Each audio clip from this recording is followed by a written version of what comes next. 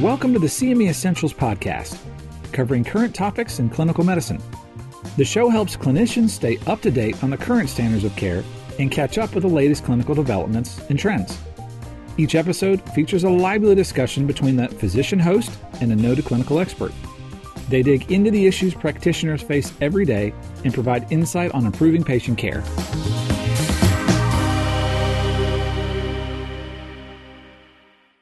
Hey everybody, and welcome to the latest installment of Oakstone's CMEessentials in Hospital Medicine. I'm your host, Joe Sweigart. I'm the father of three and a direct care hospitalist at the University of Kentucky. Our goal with this CME activity is to provide busy clinicians like you with top-notch, curated educational content that is informative, engaging, and actionable to help us all stay up to date with the evolving landscape of inpatient care.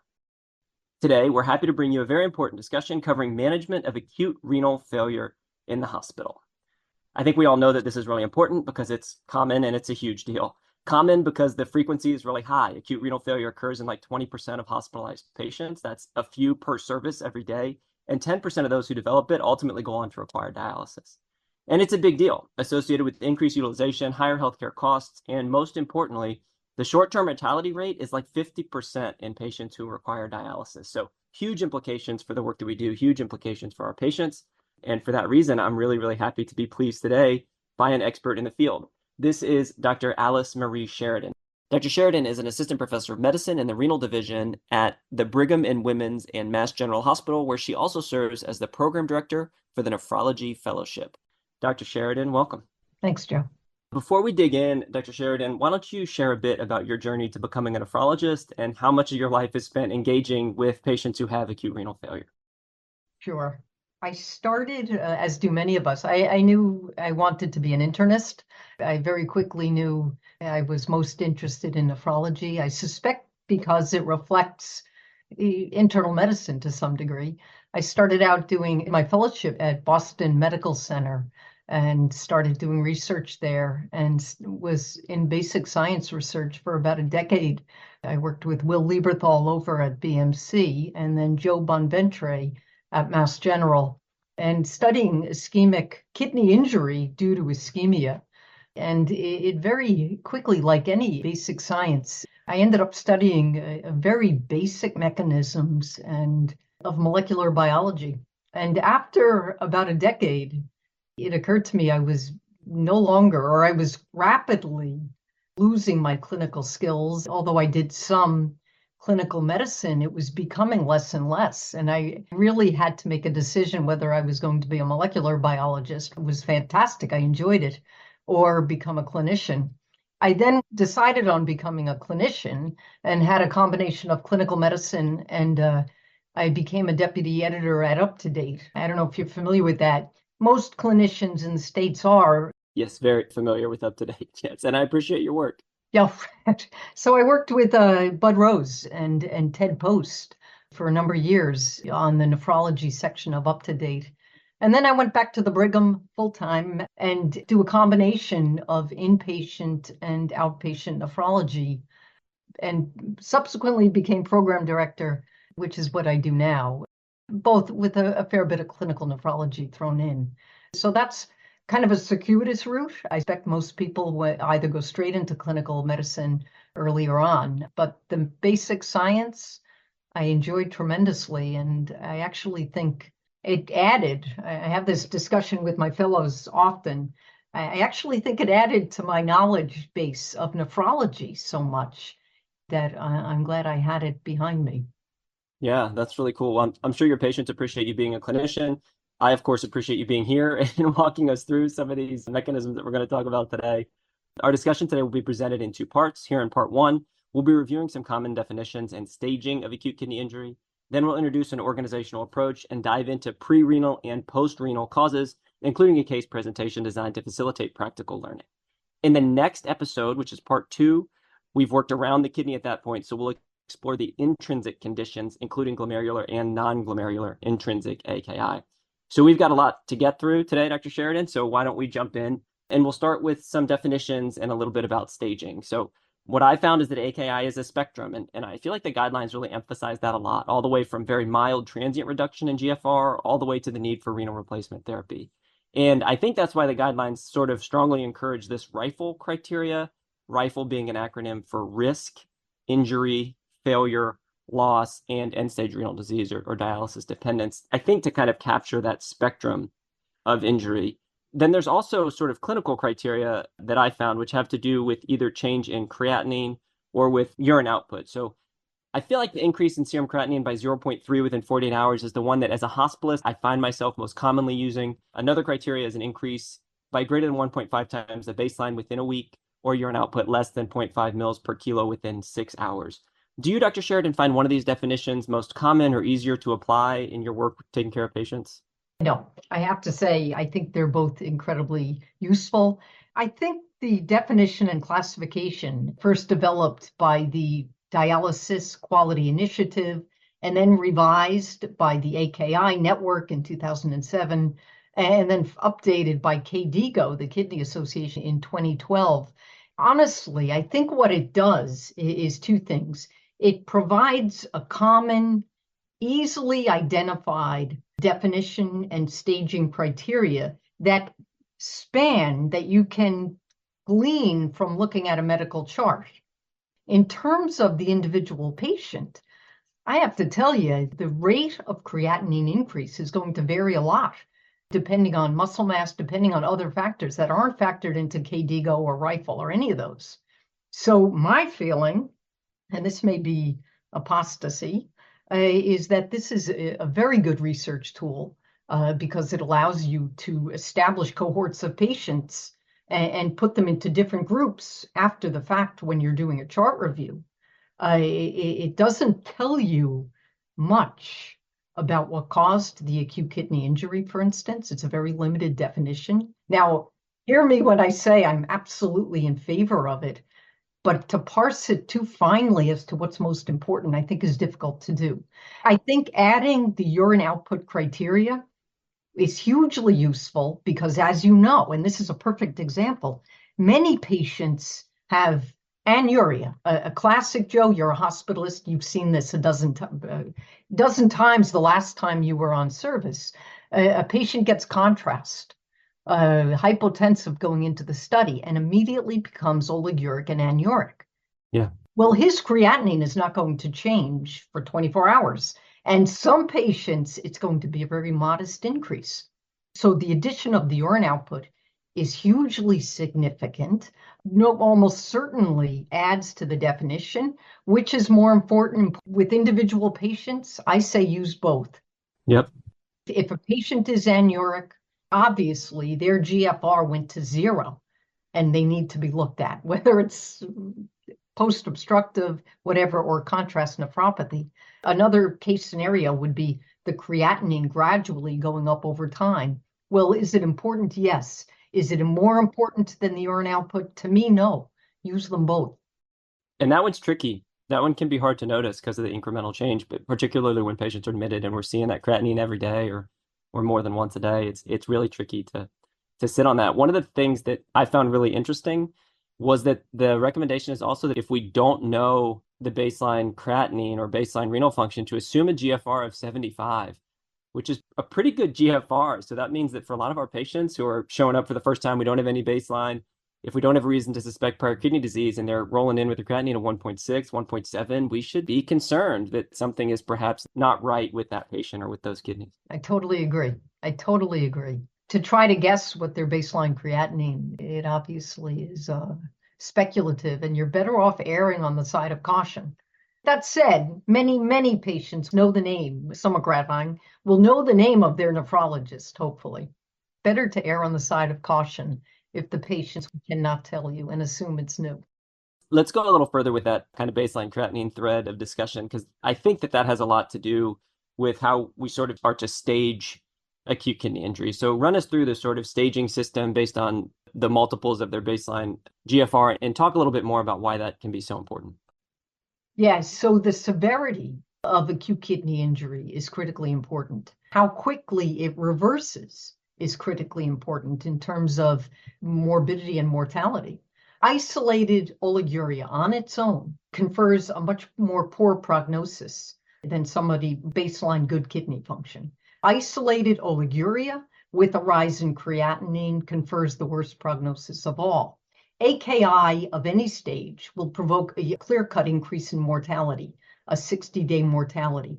Early reversal goes back. You have a 1-year survival. That's fantastic. A 1-year survival with early reversal is over 90%. That said, if you have worsened severity of AKI, if you don't have reversal, it's associated with a less than roughly 40% survival. So the severity of AKI is absolutely associated with a poor prognosis. Clearly, this is intuitive. Somebody who is septic and requires dialysis after 4 days and doesn't reverse, that does confer a huge decrease in survival for that patient. Severity is hugely important, and surprising, even very modest changes in the creatinine that don't reverse put that patient in a much worse prognostic group. If they go on to develop CKD, chronic kidney disease, cardiovascular mortality just goes up sequentially. The severity is associated with morbidity and mortality. And that's why it's so important, I think, to be vigilant. And thank you for that overview. Assuming that we're recognizing it, we're staging it. Once we get there, I think it's always useful to have kind of a structured approach to organize our thoughts and our management for these patients. So as approaching a sort of undifferentiated acute kidney injury conceptually, how do you approach this? What's your thought pattern when you're discussing different patterns of kidney injury? The first thing, honestly, I look at the rate of rise. I go back through the chart. Pertinent to hospitalist medicine, if you just look at AKI that develops in hospital, it's much easier in figuring out what caused it. So I look at what the creatinine was and just chart it to see when it bumped, when it increased. I then look at the urine output. When did it drop off? And what happened in the intervening time? Was the patient started on a medication? Did the patient receive a contrast study? Did the patient have a drop in blood pressure or grow out positive cultures? All of those things can lead you to the cause of AKI. And the cause of AKI is most likely to determine prognosis, but also determine the best way to treat it. That's generally my approach. As I suspect you're getting to, I almost initially will rule out volume status. I rule out pre-renal first, just by looking at the chart and examining the patient. Were they started on an ACE or an ARB that makes the patient pre-renal? Have they been negative volume status-wise? Have they been diuresed since being admitted? And now they're 3-4 liters down and they need some fluid. Is it, a multiple trauma patient who has blood loss? It's fairly easy to identify a pre-renal presentation. Thankfully, hospitalists such as yourself have already addressed most of those issues before I get to the consult. I almost always order an ultrasound and then obviously examine the patient. Are they volume overloaded? Are they volume down? As a kidney doc, try to jump ahead to the intrinsic causes. Do they have a rash? Do they have joint pain? Other things that would go into are associated with intrinsic kidney disease. And I then do get an ultrasound on virtually everyone with AKI, generally because obstruction is very easy to diagnose and very easy to fix most of the time. And you've got a time window. The longer you have obstruction, the more damage is being done to the kidney. It behooves us to find out early and automatically check an ultrasound. I like the way that you kind of talked through that in terms of pre-renal, intrinsic, and post-renal. And I'll grab onto that and try to structure the rest of our discussion based on that. I have like a vague recollection of being an early third-year med student with an intern, like after hours explaining this pre-renal, intrinsic renal, post-renal to me somewhere in a workroom in Cleveland. And there's really beautiful synergy between the anatomy and the physiology that's not often apparent to the work we do as internists. But here it is, and it's really great. So thank you for talking through that with us. So I'm going to go with what you said, which is pre-renal first. I like that. So we'll start there. I think that makes sense as a place for us to start because, like you said, for my work as a hospitalist, that's a whole lot of what we see. So when we say pre-renal, we mean a reduced effective arterial blood volume. And this is the most common community-acquired acute kidney injury, meaning if people kind of walk in with their acute kidney injury, this is the most likely cause. But that doesn't necessarily make it easy. There can be different things that alter the EABV or effective arterial blood volume. You talked through a few of them. I think hypovolemia is the most direct. The blood volume's low, we give them fluids, they get better, we feel great. Conversely, hypervolemia, specifically in heart failure, can cause reduced blood delivery, even though they have too much volume. Those are patients we might actually diurese. And then, as is often the case, cirrhosis, which is a huge part of the work we do as hospitalists, is kind of a little bit of neither and a little bit of both. Short term, they can be hypovolemic. Long term, they're hypervolemic. So that one can be really kind of complicated as well. I have a series of questions for you, Dr. Sheridan, about this when you're making this diagnosis in the pre-renal space. And that is, first, do you find the BUN to creatinine helpful? And then talk through why or why not. No, I think it's too confounded. I actually think it's the BUN, so many things go into causing the increase. Are they hypermetabolic? Are they on steroids? Have they had a GI bleed? Those things will increase the BUN, independent of kidney function. I tend not to use it. I think it is neither specific enough. Commonly, I suspect it's not sensitive enough also. How do you use it, Joe? It has to be way out of bounds. That's what I would say. Yeah.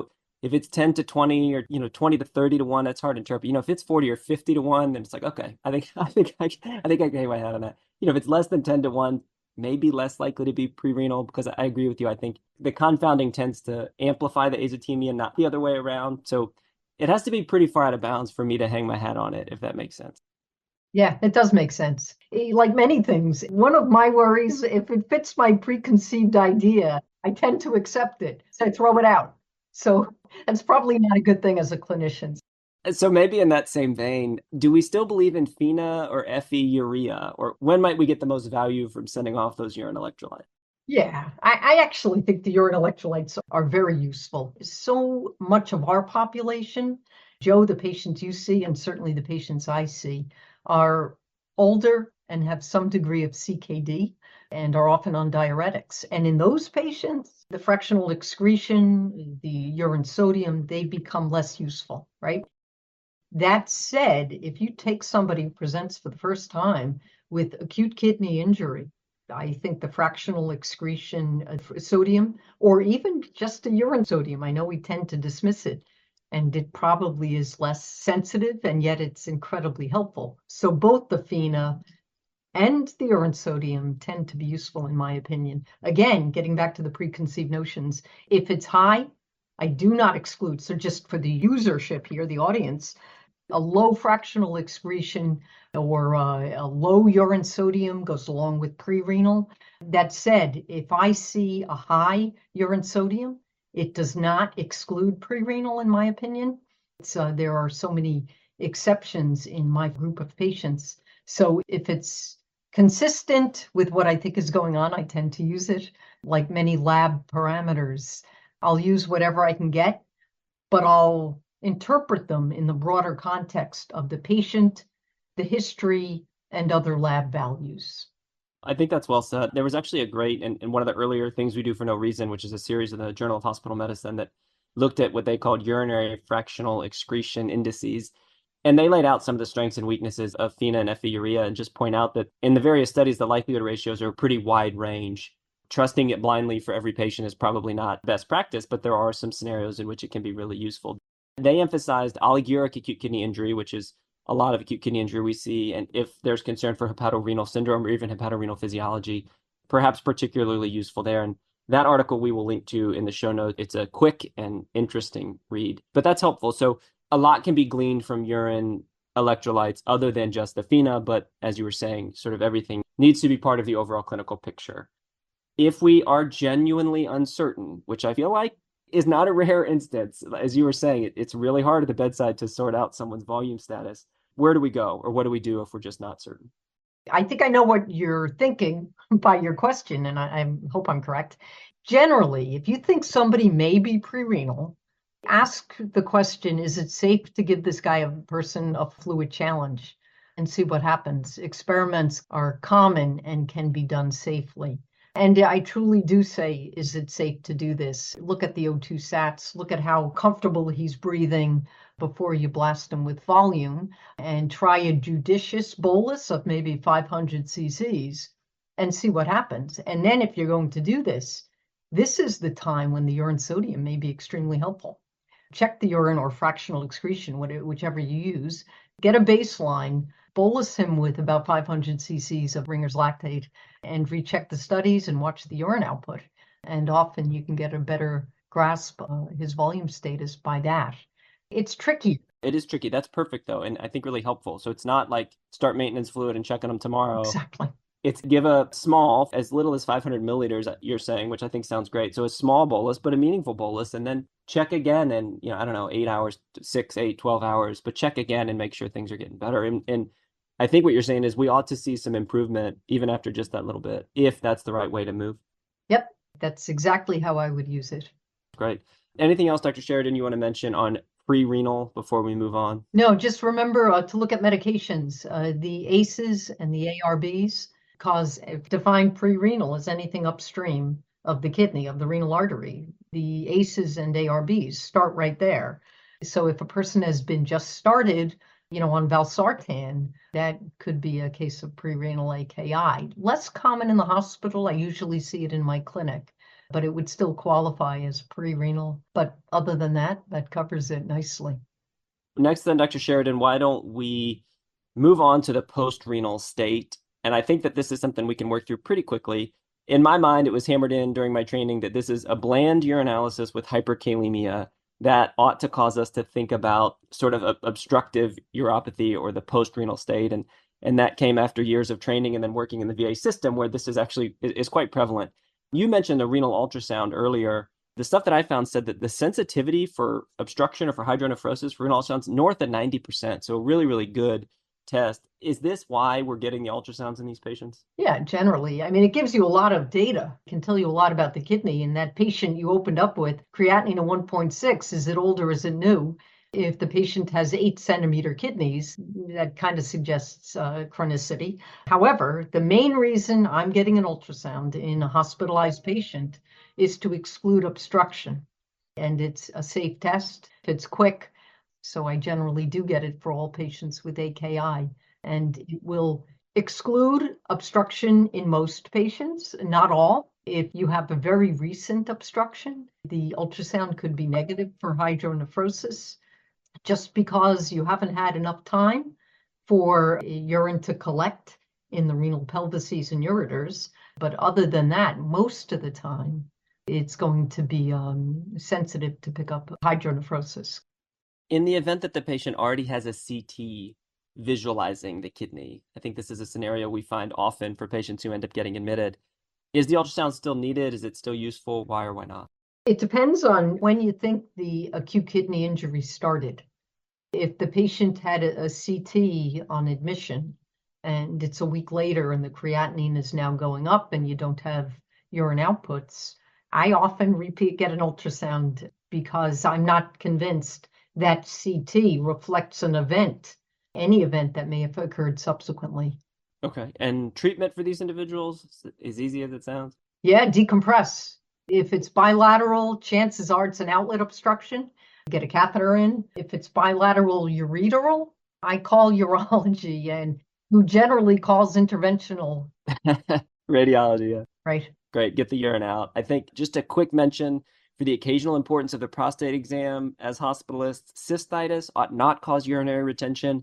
Prostatitis often does cause urinary retention, so it's not pleasant. Nobody wants to do a rectal exam, but it's like a 2-second exam. The answer's at the tip of our finger, and it's really, really clinically important in this scenario to rule out what can be a pretty common cause of obstruction. That said, this feels like a good time to bring in a case that we came across recently that hits on a lot of the points actually we've discussed here. So for that, let's hear from my colleague, also an academic hospitalist at the University of Kentucky, and that is Dr. Sarah Vick. Clarissa is a 46-year-old woman with a past medical history of recurrent UTIs and prior kidney stones requiring lithotripsy, who presented with symptoms of fever, chills, hypotension, and altered mental status. For several days prior to admission, she had been experiencing severe left flank pain and dysuria. At home, she had a temperature of 101.8. Her family brought her to the emergency department when she became increasingly confused and lethargic. On initial evaluation, Clarissa's vital signs showed a temperature of 102.6, heart rate of 120, blood pressure of 85/55. She was alert but disoriented with left CVA tenderness on exam. Labs showed a white blood cell count of 22, a lactate of 4.3, and a serum creatinine of 2.4, with her baseline being 0.8. UA showed greater than 50 white blood cells, positive nitrites, and leukosterase. A CT scan of the abdomen and pelvis revealed a large obstructing kidney stone in the left ureter, causing hydronephrosis. Later that day, both urine and blood cultures turned positive for E. coli. Clarissa was started on antibiotics, and her blood pressure and heart rate improved with fluids. Urology was consulted urgently for the obstructing stone. They took her to the OR for stone extraction and placed a ureteral stent. Her clinical condition improved with IV antibiotics, and thankfully, her creatinine normalized by the next morning after the procedure. Understandably, Clarissa is worried about her kidney damage that has been caused by this stone and infection. She asks you, what additional evaluation is necessary? What are the implications for her renal function moving forward? Well, that is a pretty complicated, but also I think a pretty common scenario. Little pre-renal maybe from the sepsis, a little or a lot post-renal from the obstructing and the stone. And thankfully she's better. But Dr. Sheridan, how would you answer her question about the implications moving forward? Yes. And so this is a patient who developed cystitis and a urosepsis. Related to an obstructing stone. Okay. So an obstructing stone, the degree to which it damages the kidney depends on how long the obstruction has been in place. The longer you have an obstruction, the more likely you are to have loss of kidney function. With a stone, because it presents with colic, pain, typically exquisite pain, it's addressed very quickly and it's relieved very quickly. So the effect of obstruction is short-lived. You generally get a fairly complete recovery of GFR to baseline. There are exceptions, somebody who's had multiple stones and lithotripsies. Sometimes you do see a decline in GFR over time. But if one stone that was obstructed, I think she would probably have complete recovery. And I would probably provide reassurance. Yep, and that's the acute of acute kidney injury. They often do get better. What about patients who have really severe acute kidney injury or maybe recurrent acute injuries? Is there correlation or concern that could lead to long-term damage? No, definitely. You mean acute kidney injuries now from a stone or? In general, no, all comers. Definitely. Recurrent AKI carries or confers a very high risk for a CKD, chronic kidney disease. And I think the reason is that you get kidney injury, and even if you take away, you have sepsis and that resolves and the ATN appears to get better, it likely leaves some scarring in the kidney. You don't see it because we don't biopsy these people. The reason you get recovery of GFR is likely due to hyperfiltration of healthier parts of the kidney. There are areas in the kidney that you'll have persistent scarring, and eventually, if you do the biopsy, you'd see fibrosis over time. So the next episode of AKI, you tend to get accrued damage each time. Recurrent AKI is not a good thing. Well said. Thank you so much, Dr. Sheridan, for lending us some of your knowledge, your expertise. I've learned a lot, and I think we've given some important structure to what can sometimes be a daunting topic. Let's close this episode with some sort of summary of key takeaways. So acute kidney injury is a spectrum. Staging is based on multiples of the baseline creatinine, and you mentioned the rate of rise is really, really critical, and the severity correlates with the outcomes. If it's pre-renal, we need to fix the volume, and that's a clinical challenge. That's what we do for a living. If it's post-renal, we need to get the urine out. It's often more complicated than that clinically, but that's kind of the overall takeaways for me. Dr. Sheridan, are there other important takeaways for hospitalists? No, I think you covered them all, Joe. Well, thank you again, Dr. Sheridan. The opinions expressed are those of the reviewers, authors, and commentators and do not necessarily represent the views of Oakstone Publishing. Please review the complete prescribing information of specific drugs or combinations of drugs, including indications, contraindications, warnings, and adverse effects before administering pharmacologic therapy.